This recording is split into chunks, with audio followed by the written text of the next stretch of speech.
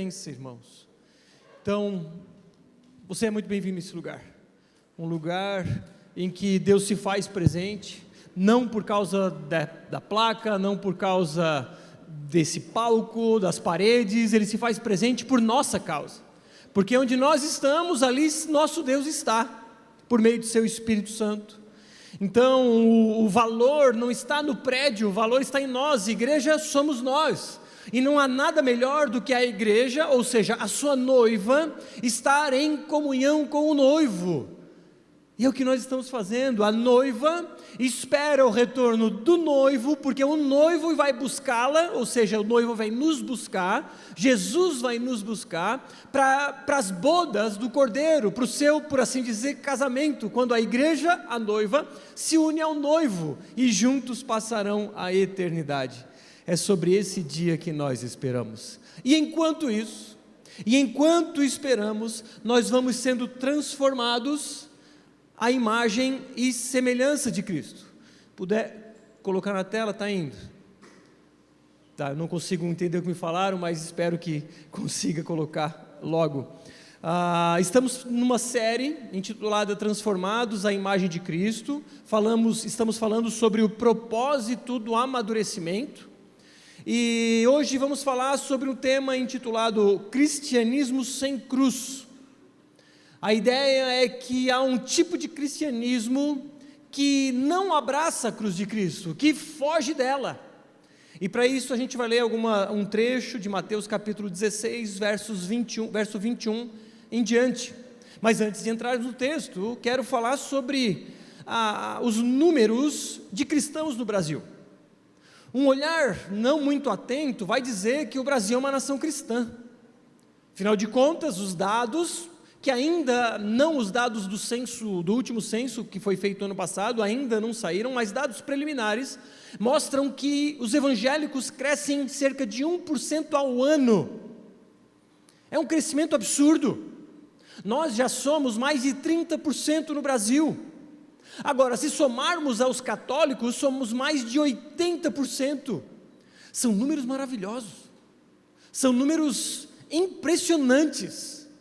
Agora, será que essa é a realidade? Será que nós temos de fato mais de 200 milhões de seguidores de Jesus? Será que esses números são de fato reais? Basta olhar para a realidade que nós vivemos no nosso país e logo vamos perceber que esses números não batem com a realidade. A imoralidade presente na nossa nação, a corrupção e tantos outros males que vocês conhecem muito bem, evidenciam de que nós não somos uma nação cristã de fato. Somos uma nação que se intitula cristã, mas não somos compostos por seguidores genuínos de Jesus. Ao menos não somos 200 milhões, definitivamente não somos. Porque se fôssemos 200 milhões de seguidores de Jesus, você acha que a nação brasileira estaria vivendo o caos que vive? O caos moral, o caos político, o caos em alguma medida econômico? Você acha? Nós definitivamente não estamos sendo sal da terra e luz do mundo, porque de fato não somos 200 milhões de seguidores de Jesus. Porque ser um seguidor de Jesus é diferente de intitular-se cristão. Quando o censo bate à sua porta e te pergunta qual é a sua religião, você diz: eu sou evangélico. E isso basta para os números. Mas será que isso traduz a realidade? Se somos 70 milhões de evangélicos, será que a nação continuaria a ser do jeito que é? Porque de fato não somos 70 milhões de seguidores de Jesus. Qual é o problema? Nós temos muitos que dizem-se cristãos, mas abraçam um cristianismo sem a cruz. Abraçam Jesus sem a cruz. Abraçam um Jesus o qual esperam que melhore as suas vidas. Um Jesus que vai trazer uma vida melhor. Não um cristianismo com cruz, porque cruz é morte. E morte não soa bem em nossos dias. Agora, a pergunta que não quer calar: é possível seguir um cristianismo sem cruz?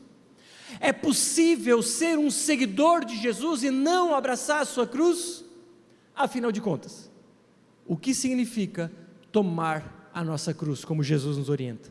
E a gente vai ver esse diálogo entre Jesus e Pedro, descrito por Mateus, quando ele fala sobre o que significa tomar a sua cruz para ser seu seguidor. E o primeiro ponto que vamos falar é sobre a realidade das coisas. No verso 21, que está na tela, pela graça de Deus, você pode me acompanhar. Diz assim: desde esse tempo, Jesus começou a mostrar aos seus discípulos que era necessário que ele fosse para Jerusalém, sofresse muitas coisas nas mãos dos anciãos, dos principais sacerdotes, dos escribas, fosse morto e no terceiro dia ressuscitasse. Aqui, Jesus estava entrando numa nova fase do seu ministério. Ele já havia feito grandes coisas, grandes milagres, grandes ensinamentos, e agora ele entra numa nova fase. Uma fase em que a perseguição começaria de fato. Jesus logo seria pego, mas os discípulos não esperavam isso. Os discípulos de Jesus esperavam a libertação do cativeiro, não do cativeiro, mas do Império Romano. Os discípulos de Jesus esperavam que Jesus fosse aquele que os libertaria do domínio romano, das altas taxas de impostos e de todo o sofrimento que tinham sob essa opressão romana. Mas Jesus não foi aquilo que eles esperavam. Jesus diz que ele precisaria sofrer e morrer. Isso sob a perseguição dos anciãos, principais sacerdotes e escribas. Os anciãos eram os líderes mais velhos da comunidade judaica. Os sacerdotes eram a elite dos saduceus. E os escribas eram os mestres do Antigo Testamento, eram os fariseus. Agora, esses três grupos compunham um grupo maior chamado grupo do Sinédrio, que eram 71 homens que eram os líderes do judaísmo. Eles diziam para onde ou por onde a religião judaica deveria caminhar. E foram eles, irmãos, foram eles que mataram o Messias, porque eles não reconheceram Jesus como o Messias esperado por eles. Claro, eles não o mataram com as próprias mãos, eles usaram os romanos para isso, porque os romanos detinham o poder para matar pessoas, inclusive, sob pena de morte. Então, os judeus, desejando a morte de Jesus, porque se dizia ele filho de Deus, eles usam então os romanos para que o seu feito acontecesse. Agora, a morte de Jesus não foi um percalço na história da humanidade. A morte de Jesus não foi um tropeço, uma falha na Matrix, ou uma falha nos planos de Deus, pelo contrário. A morte de Jesus estava nos planos de Deus. Era inevitável que Jesus fosse morto, era necessário para que os planos do Pai se cumprissem. Agora, a pergunta que não quer calar: por que o Filho de Deus precisava morrer? Por que Jesus Cristo precisava padecer? E aí precisamos entender o que é o Evangelho. O Evangelho é a seguinte história: Deus criou todas as coisas, e todas as coisas eram perfeitas. Deus criou o cosmos, Deus criou Adão e Eva e viu que tudo era bom. E Adão e Eva, aliás, quando criou Adão, o homem, ele viu que era muito bom. Logo cria Eva, e aí a criação então começa a caminhar. Adão começa a dar nome aos animais, conforme a orientação de Deus, mas havia uma orientação negativa também. Adão, daquela árvore do conhecimento do bem e do mal, dela você não comerá o fruto. E você conhece a história, eles têm um senso de autonomia em relação a Deus, então eles desobedecem à lei de Deus, vêm a comer aquele fruto e então o pecado adentra na criação. Por causa da queda, por causa do pecado, a pecaminosidade contaminou toda a criação, a ponto de eu e você nascermos em pecado.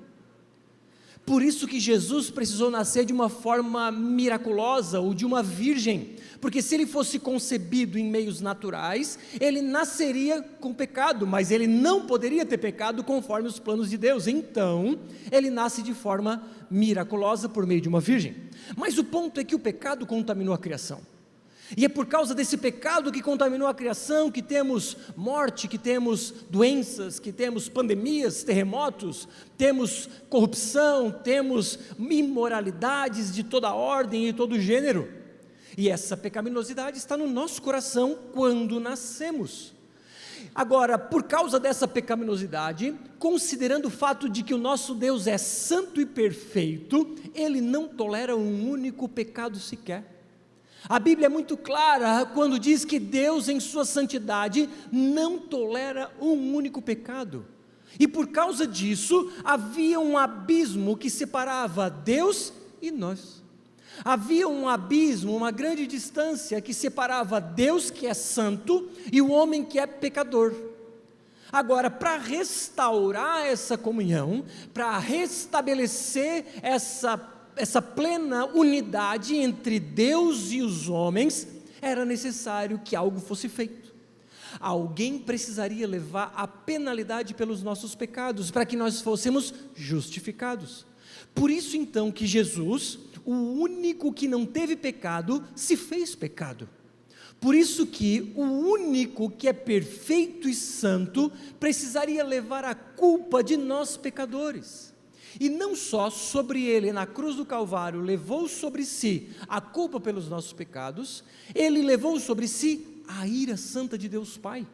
A ira de Deus Pai, que era para ser depositada em nós, foi depositada no Filho, e somente assim os nossos pecados poderiam ser aniquilados de uma vez por todas, tanto os do passado, presente e futuro. E todos os nossos pecados foram cravados na cruz do Calvário. E não só isso, mais do que isso, aquele que era perfeito, aquele que era a ovelha imaculada, o Cordeiro de Deus, ele que se fez pecado, ele tira os pecados do mundo, não só porque leva a ira de Deus sobre si, mas a sua justiça é colocada sobre nós. É o que chamamos de dupla imputação. É colocar na conta de alguém. O meu pecado e o seu foi colocado na conta de Jesus, e a justiça de Jesus perfeita foi colocada na nossa conta. Então, aquela separação que havia já não há mais. Por isso que antes éramos inimigos de Deus, agora somos seus amigos. A obra de Jesus na cruz restaurou a nossa comunhão com o Pai. Por isso que não foi um percalço a sua morte, por isso que não foi um plano equivocado a sua morte era necessária, era o plano A de Deus, era necessário que fosse morto para que nós pudéssemos receber vida, era necessário que ele sofresse para que nós pudéssemos ser resgatados, éramos escravos dos nossos pecados, fomos redimidos, ou seja, um preço foi pago para nos libertar. E então, somos livres, restaurados com o Pai, graças a essa obra de Cristo na cruz.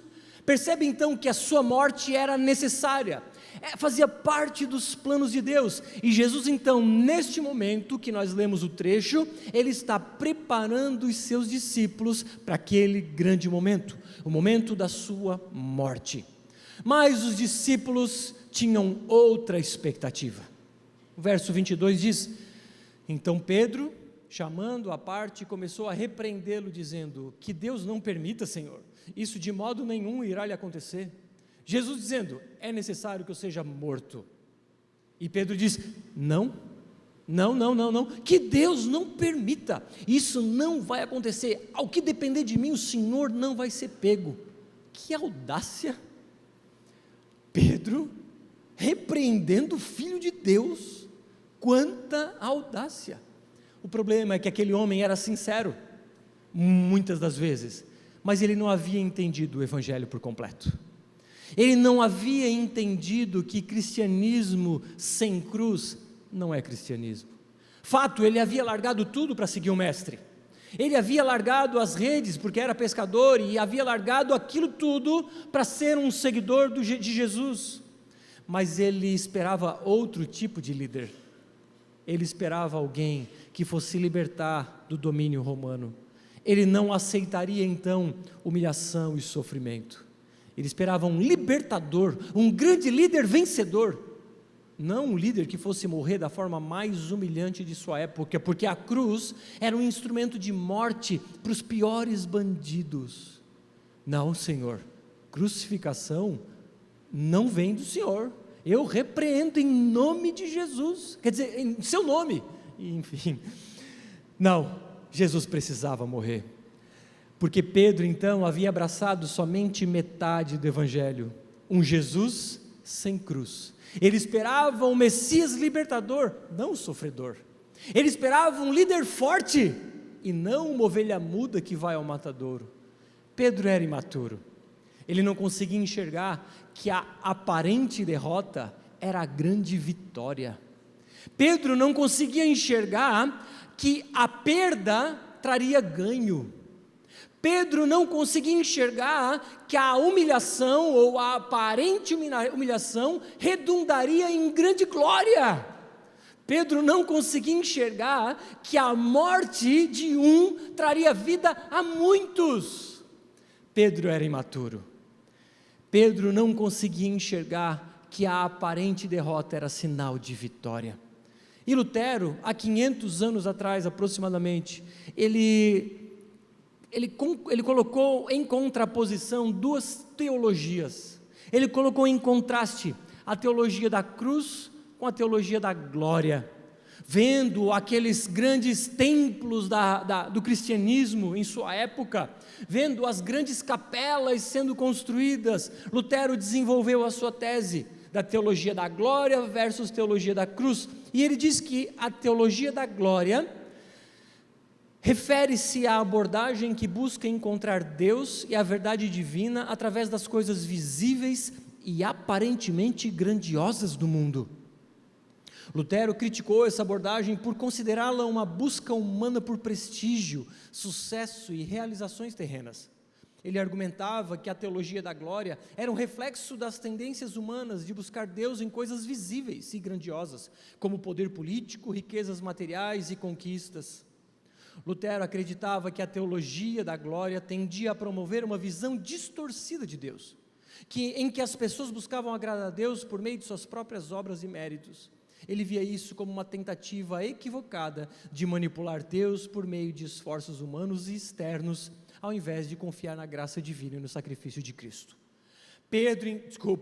Lutero então, vendo que as pessoas, os cristãos buscavam Deus nas coisas grandiosas, nas coisas miraculosas, em grandes templos, grandes multidões, ele entendeu que isso não há uma identidade de Cristo, não há uma identificação com Cristo, e ele contrapõe essa realidade à teologia da cruz, e ele vai dizer então, que essa era a perspectiva defendida por Lutero como uma abordagem mais bíblica e genuína. Ele argumentava que a verdadeira revelação de Deus era encontrada na cruz de Cristo, onde o amor e o poder divinos eram manifestados de maneira paradoxalmente contrária às expectativas humanas. Ele diz que o homem espera Deus nas coisas grandiosas, e Deus se encontra com o homem nas coisas humildes.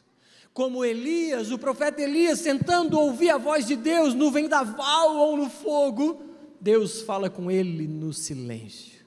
Lutero enfatizava que Deus é conhecido e encontrado nas situações de sofrimento, fraqueza e humildade, representadas pela cruz.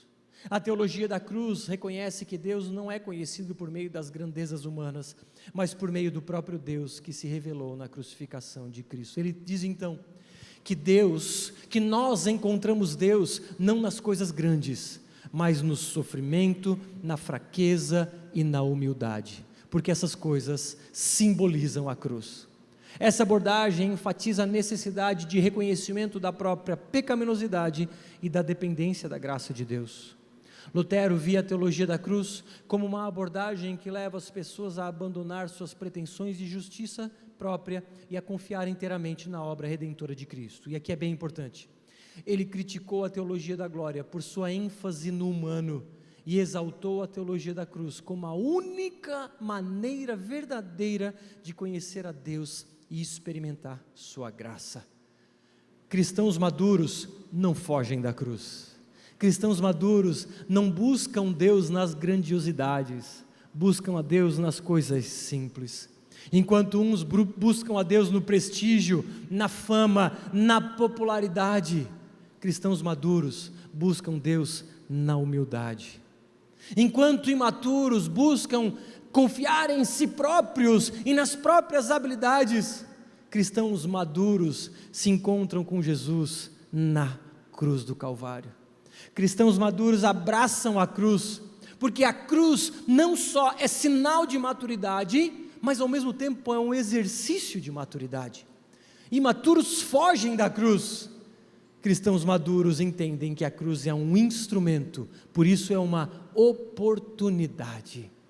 Então Jesus confronta, e ele diz, mas Jesus, voltando-se, disse a Pedro: saia da minha frente, Satanás, você é para mim uma pedra de tropeço, porque não leva em consideração as coisas de Deus, e sim as coisas dos homens. Jesus se levanta com autoridade, e ele diz que Pedro naquele momento era um instrumento de Satanás. Momentos antes, Jesus diz que Pedro estava sendo usado pelo próprio Espírito Santo, mas naquele momento em si, ele estava sendo instrumento de Satanás. Satanás já havia tentado Jesus no deserto, no começo do seu ministério. Satanás já havia dito: Senhor, Jesus, está vendo esses reinos e a glória desses reinos? Se você me adorar, eu te dou esses reinos todos, e toda a glória desses reinos. Satanás queria encurtar o caminho, porque ele sabia que a morte de Jesus traria justificação para nós pecadores. Satanás queria que Jesus evitasse a cruz, e agora de novo, Satanás queria, usando Pedro, que Jesus não fosse para a cruz. Não, Senhor, nós não vamos permitir que o Senhor morra na cruz. Satanás queria que Jesus evitasse a cruz, e Pedro da mesma forma. E o problema é que essa tentação, ela continua em nossos dias, e ela chega aos nossos corações dizendo: você não precisa abraçar a cruz. Pegue o Jesus glorioso, pegue o Jesus grandioso, evite sofrimento, evite dor. Jesus é encontrado nas coisas grandiosas, gloriosas, mas não, Jesus é encontrado na cruz. Sabe por que eu acredito que não vemos muitos milagres hoje com frequência como era no passado? Porque eu acredito que com o advento da internet, a glória seria dada a homens. Qualquer, ou melhor, não qualquer, mas seria muito tentador postar milagres, postar as coisas grandiosas que Deus está fazendo. E eu pergunto: de quem seria a glória? A glória seria de homens. Cremos em milagres? Com certeza cremos em milagres. Cremos que Deus vai restaurar a visão do nosso irmão Fernando, que num acidente, um mês depois de um transplante de córnea, teve um acidente que quase perdeu o globo ocular. Nós temos orado por ele, e Deus, por meio dos médicos, cirurgiões e toda a equipe, restaurou o globo ocular. Agora cremos no seu milagre, para que ele restaure agora a visão. E nós temos que fazer um pacto, de que nós não vamos atrair a glória para nós, quando Deus derramar esse milagre. Nós vamos glorificar o único que é digno de louvor e adoração, e por isso, nós seguimos clamando para que Deus restaure a visão do nosso irmão Fernando. E então, aqui Jesus confronta Pedro dizendo: sai, é Satanás que está falando, eu preciso ir para a cruz. Deus então expulsa Satanás, e ao mesmo tempo ele repreende Pedro. E aqui temos um grande ensinamento, a importância da repreensão.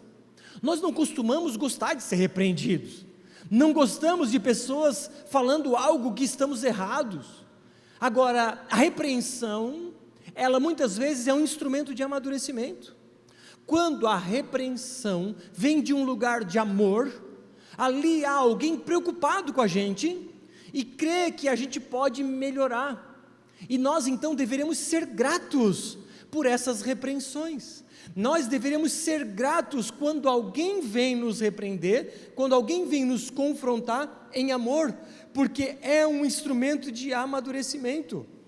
Robertson diz: não há instrumentos de tentação mais temíveis do que amigos bem intencionados, que se importam mais com o nosso bem-estar do que com o nosso caráter. Os amigos de verdade não estão preocupados com o nosso bem-estar, estão preocupados com o nosso caráter. Então, quando eu faço algo de errado, um amigo, um irmão vem me confrontar em amor, é um instrumento de amadurecimento para mim. Por isso eu devo ser grato. Não é nada pior do que alguém que não nos repreende porque não quer se ver mal com a gente. Porque no fim das contas, Não confrontar é egoísmo. Se eu vejo o Luqueta fazendo algo de errado, e eu penso, eu não vou confrontá-lo, porque pode ser que ele não me aceite mais como amigo, pode ser que ele não me veja mais com bons olhos, pode ser que eu perca a sua amizade, que eu perca a sua companhia, e por causa do medo dessa reação eu não confronto, e deixo ele se quebrar no seu pecado.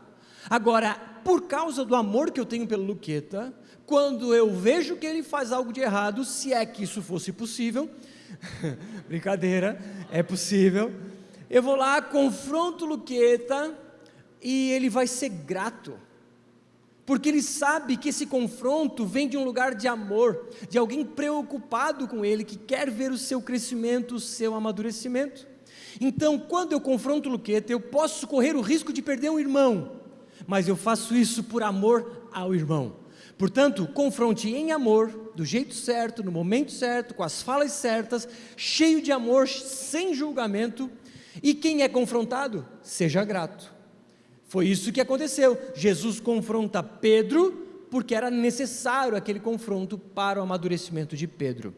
E enfim chegamos na fala crítica de Jesus, tomando a minha cruz. O verso 24 diz assim: então Jesus disse aos seus discípulos: se alguém quer vir após mim, negue a si mesmo, tome sua cruz e siga-me, pois quem quiser salvar a sua vida, a perderá, e quem perder a vida por minha causa, esse a achará. De que adiantará uma pessoa ganhar o mundo inteiro e perder sua alma? Ou que dará uma pessoa em troca de sua alma? Porque o Filho do Homem há de vir na glória de seu Pai, com os seus anjos, e então retribuirá a cada um conforme a sua obra. Vai até aqui. Então, Jesus diz: quer ser meu seguidor? Ok, nega-te a ti mesmo, tome a tua cruz e me siga. Então, quando a gente começa a olhar para os números de cristãos, a gente percebe que o Brasil não toma jeito porque os cristãos não tomaram a sua cruz, porque de fato não são seguidores de Jesus, querem um Jesus para melhorar as suas vidas, mas não querem seguir o caminho de Jesus que passa pela cruz. Jesus, não só ele iria para a cruz, mas ele diz: os meus discípulos também precisam tomar a sua cruz. Agora, essa cruz não é literal.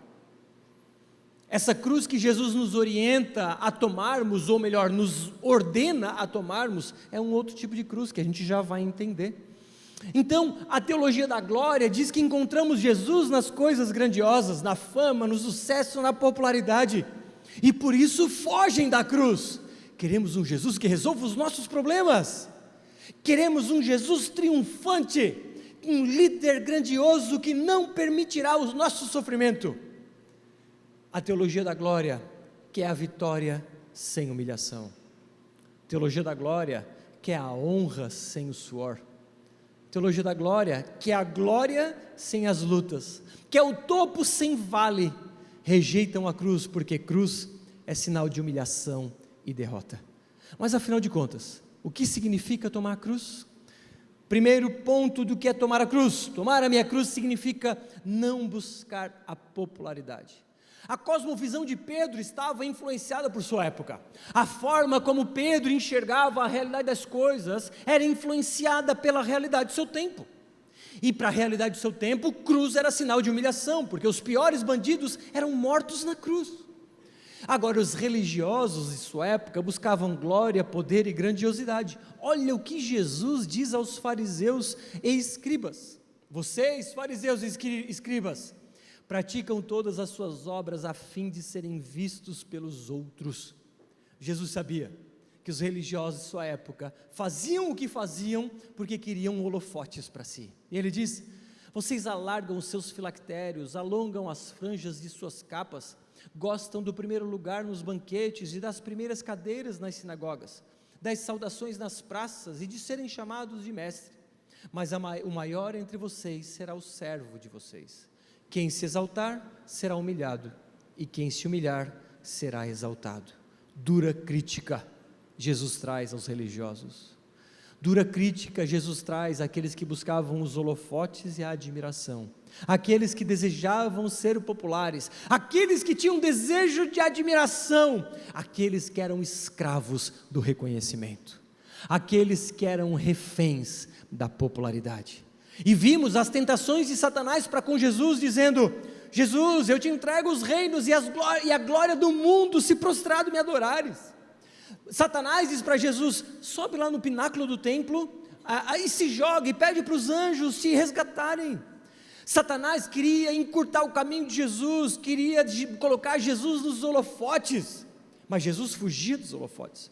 Às vezes, quando fazia milagres, dizia: olha, não conta para ninguém, não espalha. Jesus fugia das multidões algumas vezes.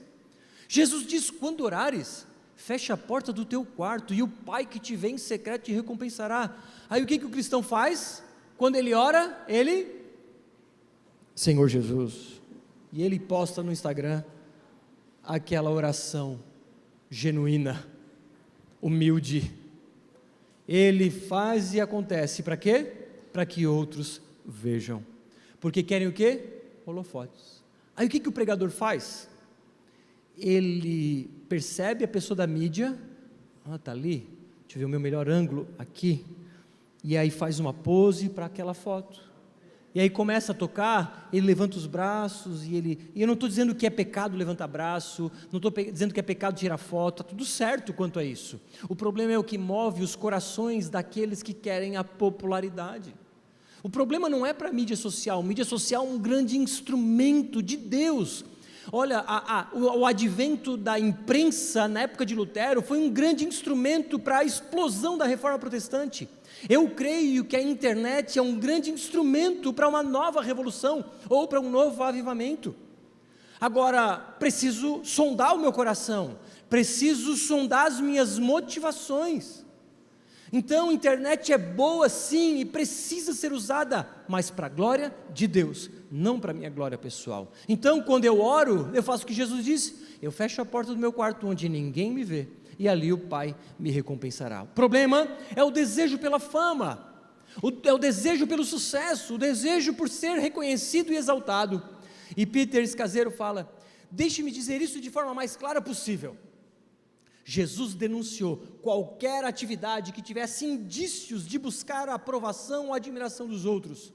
Devemos desistir de toda a atuação e de toda a busca para ser notado por outra pessoa, seja construindo um ministério maior ou mais exclusivo, ou acumulando mais dinheiro ou posses, ou mesmo avançando na carreira.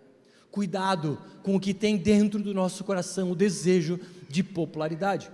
Jesus conhecia o coração dos seus discípulos, sabia do desejo que eles já tinham naquela época de serem populares. Imagine o mestre daquele grupo ser morto de forma humilhante. Imagine o líder daquele grupo ser morto como os piores bandidos.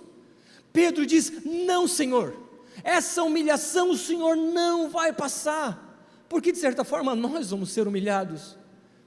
E esse desejo de popularidade chegou em nosso tempo, e a internet potencializou isso. O mundo lá fora estimula a popularidade, o desejo de ser amado e aclamado por todos. Mas Paulo diz aos Gálatas o quê? Por acaso eu procuro agora o favor das pessoas ou o favor de Deus? Ou procuro agradar pessoas? Se ainda estivesse procurando agradar pessoas, eu não seria servo de Cristo. E o desejo de ser popular pode ser muito sutil, pode ser que venha na internet, mas às vezes ele vem em relações interpessoais, numa relação de um desejo de ser aceito e amado. Por exemplo, pessoas que não sabem dizer não, muitas vezes não dizem não, porque não querem desagradar, não querem fazer com que a outra pessoa se sinta mal com ela. Isso é nada mais, nada menos do que um desejo de ser aceito, uma carência afetiva profunda em seu coração. E esse desejo também de ser popular, muitas vezes faz com que o indivíduo não confronte o irmão que está em pecado. Enfim, o ponto é que muitas vezes somos reféns da opinião alheia, somos escravos da admiração. A verdadeira liberdade, irmãos, é ser livre da opinião dos outros. A verdadeira liberdade é não depender da opinião alheia, é não ser refém dos elogios, é não ser refém da popularidade, é não ser escravo da fama ou de qualquer outra coisa, da aceitação, etc. A verdadeira liberdade é depender apenas da opinião que Deus tem por nós. Nós precisamos de um único reconhecimento, que é Jesus, e esperamos no grande e glorioso dia Ele dizer assim para nós: muito bem, servo bom e fiel, você foi fiel no pouco, sobre o muito colocarei, venha participar da alegria do seu Senhor. Esse é o reconhecimento que nós esperamos, não é nada outro que não o reconhecimento de Cristo a nosso respeito. Ele nos aceitou, isso basta. A graça invadiu o nosso coração, e nós não fomos aceitos porque somos bons, nós não fomos aceitos porque temos uma boa performance espiritual, fomos aceitos porque Jesus morreu em nosso favor, e derramou sobre nós a sua graça, a sua justiça. Não somos mais reféns da opinião alheia, não somos mais reféns de agradar ao mundo, não somos mais escravos da popularidade, dos desejos de aceitação. Nós fomos adotados por Deus, e isso basta. Peter Escaseiro fala assim: rejeitar a popularidade terrena é essencial para seguir Jesus crucificado e se engajar um discipulado profundamente transformador com Ele. Ele me aceitou, e isso basta. Tomar a minha cruz, então, também significa rejeitar o desejo de grandeza. Toda cultura valoriza coisas grandiosas, um Oscar, um prêmio Nobel, as Olimpíadas, a Copa do Mundo. Sempre buscamos valorizar as grandes conquistas, e muitas vezes valorizamos o sucesso financeiro, a grande empresa que o indivíduo montou, e isso é bom, claro que é bom, mas muitas vezes há um desejo de grandeza contaminado pelo pecado, desejo de uma igreja grandiosa, um desejo de deixar um legado, um desejo de impactar uma nação. O problema é que às vezes isso tem aparência de piedade. O desejo de impactar uma nação, às vezes, não é o desejo de entregar aquela nação para Cristo, é o desejo de que eu esteja nos holofotes, é o desejo de que os meus vídeos alcancem o Brasil inteiro e o mundo inteiro, e os holofotes estejam para mim e não para Cristo. Então, de onde vem esse desejo de grandeza? De onde vem a necessidade de impressionar? De onde vem o nosso desejo de sermos reconhecidos, adorados, amados, elogiados, aceitos? Frederick diz então que o desejo de grandeza é uma grande doença social e espiritual, e a principal fonte de falsa fé.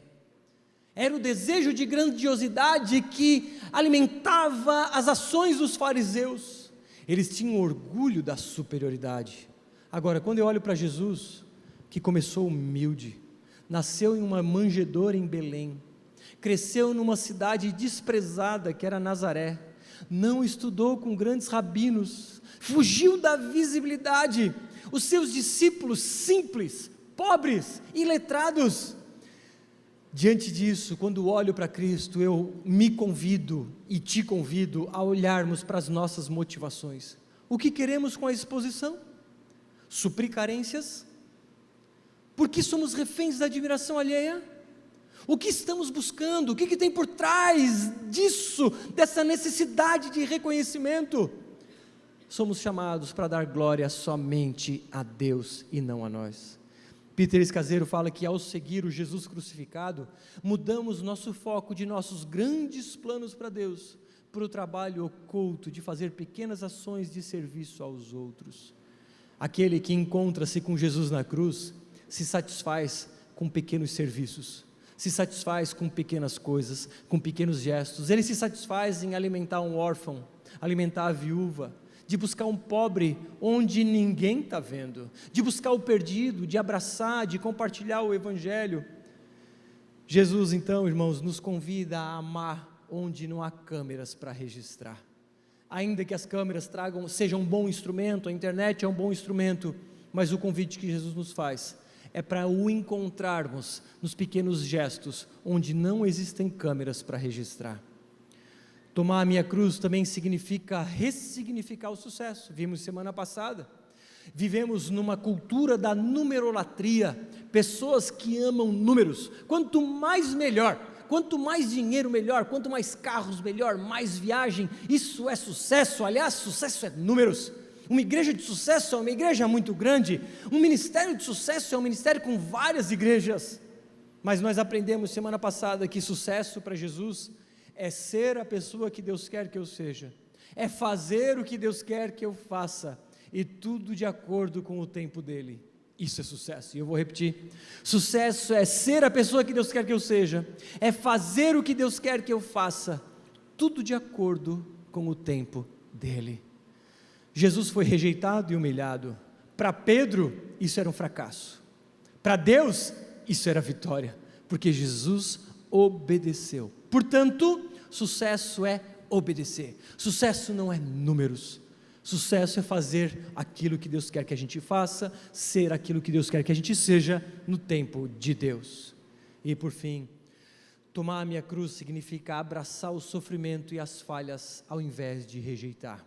Ninguém gosta de fracassar, ninguém gosta de sofrer, mas Jesus precisava sofrer. Era um aparente fracasso, era aparentemente uma humilhação. E se o maior milagre de Jesus foi ressuscitar dentre os mortos, provavelmente o segundo maior milagre foi estar na cruz e não descer dela. O segundo maior milagre de Jesus provavelmente foi então ser o próprio Filho de Deus, preso por míseros pregos, machucando por uma cabeça com míseros espinhos. Vocês acham que ele estava preocupado com isso? Vocês acham que eram os pregos em suas mãos e pés que o continham naquele lugar? Ele estava lá por obediência, e ele não caiu à tentação de fugir daquela cruz. Parecia fracasso, mas havia uma vitória por trás daquele aparente fracasso. Jesus não rejeitou a humilhação, Jesus não rejeitou a aparente derrota, ele suportou com paciência. Então, o convite de Jesus é para que nós abracemos a cruz. Jesus te convida a não fugir do sofrimento. Jesus nos convida a nos encontrarmos com Ele no aparente fracasso. A cruz é instrumento de dor, instrumento de humilhação, instrumento de dor, instrumento de derrota. Na verdade, é um meio pelo qual nós amadurecemos. É um meio pelo qual nós nos tornamos parecidos com Jesus. Por quê? Na cruz, nós morremos para nós mesmos. Na cruz, aquilo que nos resta da nossa carne é sacrificada. E aí, gradativamente, vamos amadurecendo e nos tornando parecidos com Jesus. Nós fugimos da cruz porque temos vergonha. Nós não queremos derrota, nós queremos impressionar. O mundo lá fora precisa saber que eu sou um vencedor, porque eu sou refém da admiração pelo mundo lá fora. O mundo não pode saber das minhas derrotas. Agora, o problema, ou melhor, a questão é que nós somos chamados para revelarmos a glória de Deus na fraqueza e no sofrimento.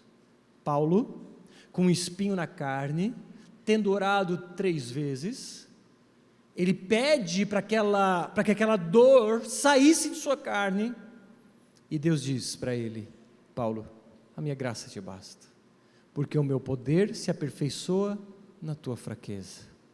Porque quando eu sou fraco, então ele disse, é que eu sou forte. É no sofrimento que nós crescemos, é na derrota ou aparente derrota que nós temos a vitória verdadeira.